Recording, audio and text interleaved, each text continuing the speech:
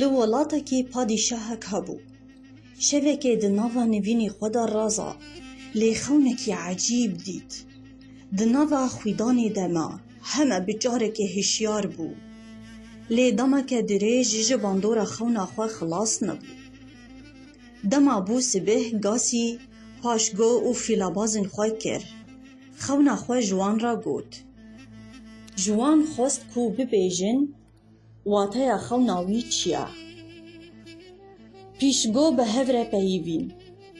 به هفدو شیورین داویده یکی جوان گود پادشاهی من ای نافدار انشالله خونا و خیره لیل گوری گوتنا و اوه ده دما پیشیامه ده الولاتی ما بارانک عجیب بباره. اوه رنگ بارانی کسک به او مروفن جی وخون ده دین و هارب بن. دما پادشاه اف بهیست قلقلی گازی غلام و بانگرانان کر کو درکوین باجر و خلکه پی ببهیسین. پایرا سارنج و بیر جیر و کوب تجا آف کرن. پایرا هر کس به مرق لبندا بارانا کسک ما. ورحاصل اوروش کو یه پیشگو و فلابازان بحثت کرن هات. بارانا کسک دست پی کر. کسین کو آوا پاقش بخوارن تشتک بوان نبو.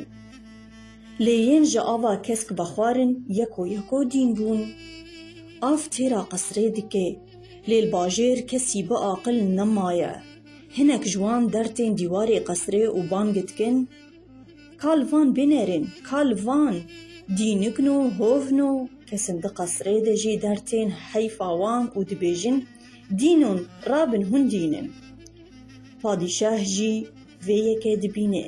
اوروش به روژان به مهان دومه.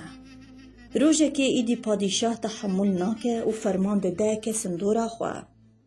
دبیجه دریه قصره وکن. هرن جوی آوا کو خلکی ما بخواری جمن رجیبینن. از جی وخم به وی آوایی بلا اف جداتی جهولی رابه. بلا بفم پادشاه دینان. و بلا جو ولاتی من را ببیجن ولاتی دینان خم نینه. لی از و گلی خواه امی بفن مینا هفدو. کسن قصره و پادشاه جی جوی آوی و دخون و دین دبن. چند مهیدن بارانا کسک دفرکه چولو چیاینوی ولاتی دناوا کسکاییه ده دمینن. پادشاه و خلق جی ساغ دبن. دیست بن وکی بری عاقل مند. پادشاه خلقی خود ده هف و دبیجی.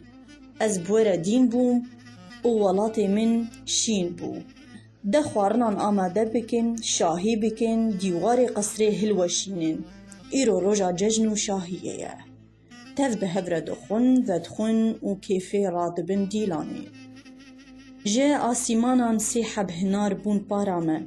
یک جی تیروکوان را، یک جی گهداروان را و یک جی پادشاهی دینان را.